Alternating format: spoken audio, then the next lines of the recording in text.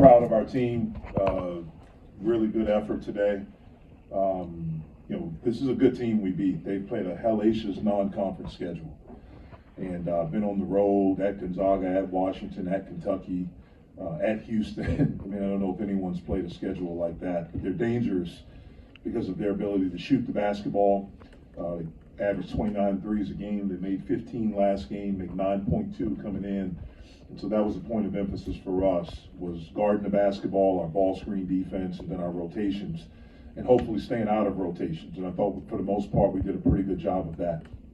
I thought early on in the game, especially offensively, we didn't play with the necessary force. And part of it, I think a big part of it is that we've gotten away from competition with exam week. I thought as the game went on, we got back in competition mode, compete mode. And I thought the last 8 minutes of the first half, and then how we started the second half, was really, really good. And so really pleased with the win. We had some guys that had some really good individual performances, but I'm most proud of our team performance. We had 21 assists to 8 turnovers, which is really good. We dominated the glass, and just as important, we did a really good job. The team was averaging, I think, about 72 points a game and holding them to under 60. So really proud of that. Open it up to these guys, and I'll get you in a second. Betty, you guys allowed just 3 offensive rebounds today. The fewest you guys had allowed was 6 going into this game. What went into you guys' effort to contain them on the glass? You want to tell them? Yeah, me and Blake had a little bet that which one's gonna get more rebounds. So that's probably. I clearly lost. Yeah.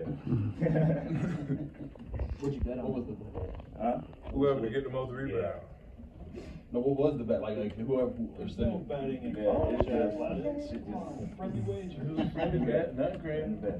I know that's someone had to And do they laundry. both lost to Greg, so. Right. You guys, this was a season low in 3-point attempts. Was it just kind of the matchup you were able to take advantage on the inside? What went into that? I didn't even realize that. We was looking for the best shot, and sometimes that's not always the 3 ball. So that's how it went down. Blake, you hit 8 of your 9 2-point field goals tonight. Is the mid-range game something that you feel is a lost art in today's game? 3-pointers are always a big story, but how do you feel about the mid-range game, yours specifically? Just like I said, it was there. It was the best shot in some of these cases, so I took it. Thankfully it went in.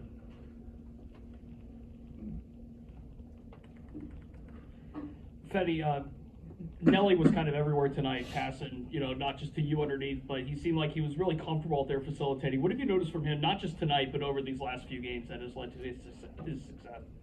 Nelly's he's unbelievable player. He's just doing what he does. Fetty, you set a career high last week with 17, then you set another career high.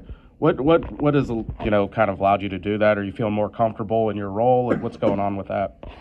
I'm just trying to improve my game. Coaches, my teammates help me do that.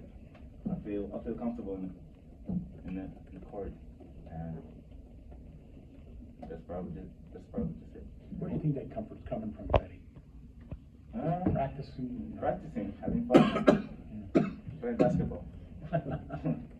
Like you talked about talk and communication this week as being something that you guys were focusing on. How did you feel it was, especially on the defensive side of the court? It was better, but it can still get a lot better. And we're moving towards that. It's an emphasis, and it's going to be an emphasis to the end of March. So that's just what it is with this team, and we got to have it, and we're going to have it. It seemed like they went zone there a little bit in the second half, and you guys were able to get them out, force them out of it, I guess, pretty quickly. What were you doing to make sure that was really effective? Making the right plays, not letting the switch of defense panic us. And we did a really good job in the second half, like we've done a lot this year. So making the right plays is all it really was. What were those right plays? Just being decisive, not forcing things up. When you're out there, they play man a lot, and then you come down and they switch it to zone. So point guards and everybody else did a good job of recognizing defense, getting in the new play or getting in the new set, or just picking your spots inside. So that's exactly what it was. But are you kind of pleased that the non-conference season is over and you have nothing but ACC games from now on? No, I'm not pleased. You know, I've been waiting a long time for this, so that means, you know, we halfway done. But, you know, I'm, you know, more basketball ahead, so it's just always happy to see that. Blake, it seemed like when the Twins came in, they gave you guys a lot of energy. There's a lot of support coming from the bench, and they were making some defensive plays. What do they do to energize you guys? Just be them. It's just something about them that we want them to do so good. So I think everybody energy kind of perks up when they get in because we want to see them do good. So we're just trying to help them do good. That's all. Okay. Good job. Just rest.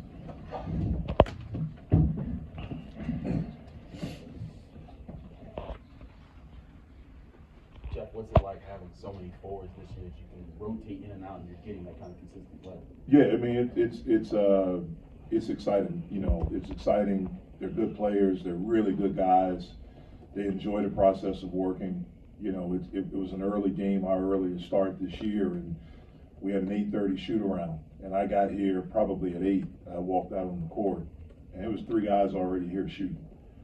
And you know, yesterday after practice, I was talking to the guys, TV people that were doing it, and we probably had 7 guys out there getting extra shots. And that's just been who this team is. Those 2 guys that were just up here are examples of that, and it's kind of become contagious. Given everything else that Nelly and Jamaris can do for you, does it almost not matter if they have an off shooting night as long as they do those other things? Yeah, we just need them. We need everyone to be locked into winning and figuring out what do we have to do to win. You know, we don't need anyone worrying about how many shots, points, or whatever. It's just making winning plays and being locked into winning. And those 2 guys do that. You know, Greg's been shooting the ball really well lately, but obviously the rebounds, I think he had the most assists he had all season. What have you seen from him kind of like evolving more than just a shooter? Greg is a really, really good teammate. I mean, I think he's an elite teammate. You know, when he joined our program, we knew that he was a good player. We knew that he could shoot the basketball. Obviously, I knew the guy that recruited him and coached him at Marquette. He's one of my best. So I talked a long time to him about him. Obviously, Jake on our staff coached him there. But again, you don't really know anyone until you're with them. Until you can recruit these guys and think you know them, but until you're with them, you don't really know them. And he's an even better teammate than I thought.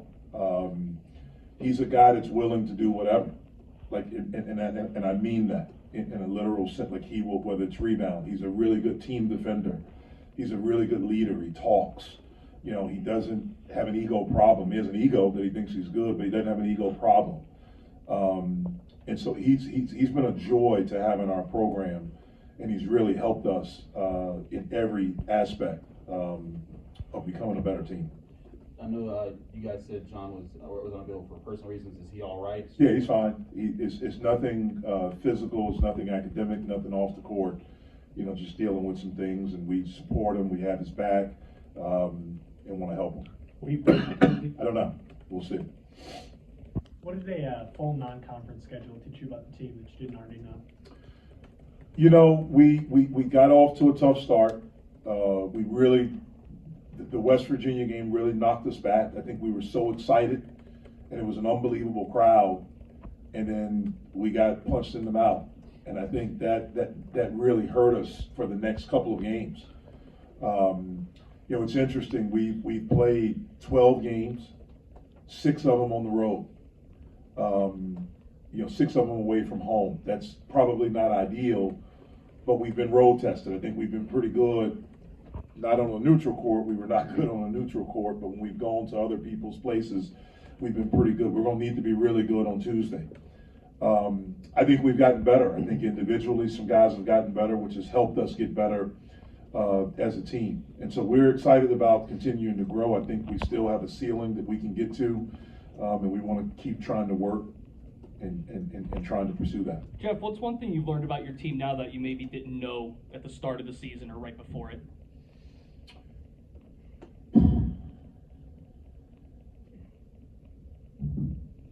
I don't know. That's a good question. I don't know.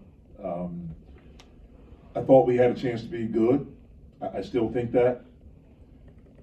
I think maybe the answer would be what we've done defensively.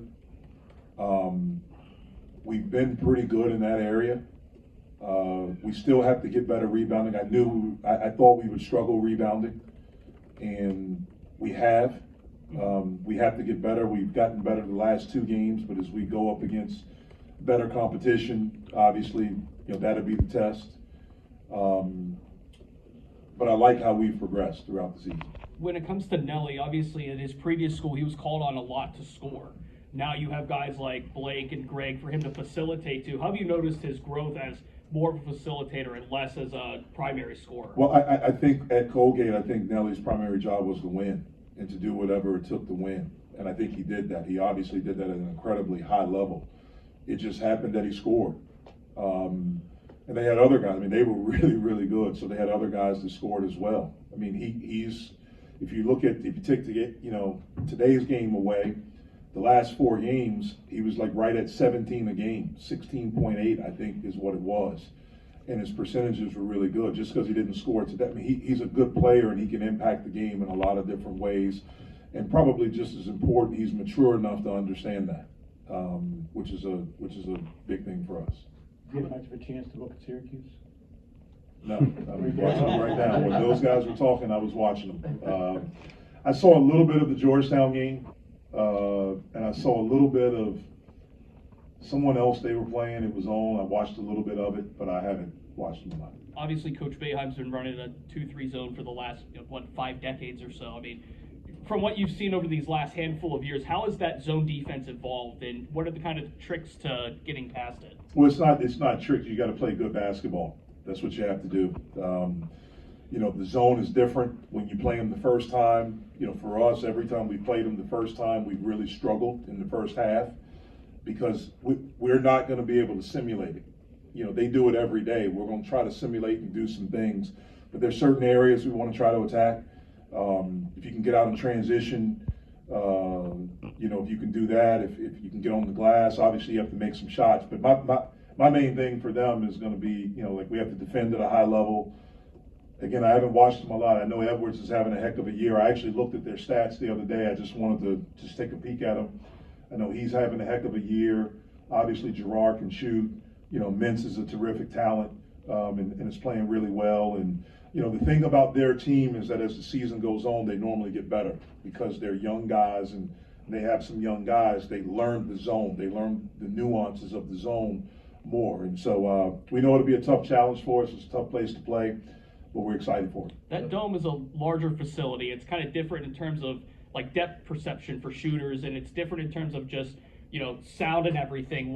Is there any challenges that you've faced, coaching in a building like that? No, I mean, I think we're used to it. Again, for our new guys, it'll be different. We'll go there the night before, but as a guy that could shoot back when I played, and still, if the ball is round, I can put that ball in the basket, and hopefully our guys have that same mindset. Jeff, you guys last year, when John struggled, you guys struggled as a whole, but this year it seems like if your front court can be winning and your back court can be winning games. Is your identity this year that you're a very balanced roster that can handle different strengths and weaknesses game to game? Well, that's what you always want to do. You always want to have a team where it's not, look, I don't care whoever you would consider the best player in the world. We all would maybe have a different opinion. But whoever that person is, they can't win by themselves. So whether it's Giannis, Middleton got hurt last year, they didn't win a championship. Steph, Clay, Draymond got hurt, they didn't make the playoffs. It doesn't matter. LeBron, Durant, you have to have a good team. And that's been our goal here every year. We've had moments where we've had good teams, but we haven't been able to sustain it. We're building towards that. We have good pieces, they fit, they're really good guys, they want to be good, they work, and so we have to keep that up. One of the things that's happened here, in my opinion, with our team, it's us. I think everything is blown out of proportion. Whether good or bad, we're trying to stay even. We're trying to stay in the middle. So when we lost those 3, let's not panic, let's figure it out. We won 5 in a row. Let's not get ahead of ourselves. We won today. Hey, let's move on. Let's get better tomorrow. So that's what we're trying to do. When you face the 2-3 zone, when you face the 2-3 zone, obviously you said attacking the glass, getting out in transition, those are some, strategies, things to work on ahead of it.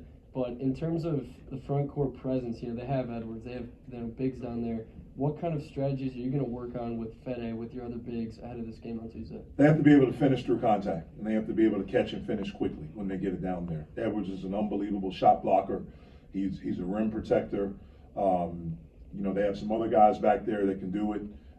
They're a little bit bigger and I should say a little bit more athletic on their front line than maybe they were in the past couple of years, and a little bit bigger, a little bit longer. That usually means the zone's a little bit better. And so there are areas we want to attack. I'm not going to say, but there are areas that we want to attack, and we got a few days to really work and start preparing for that.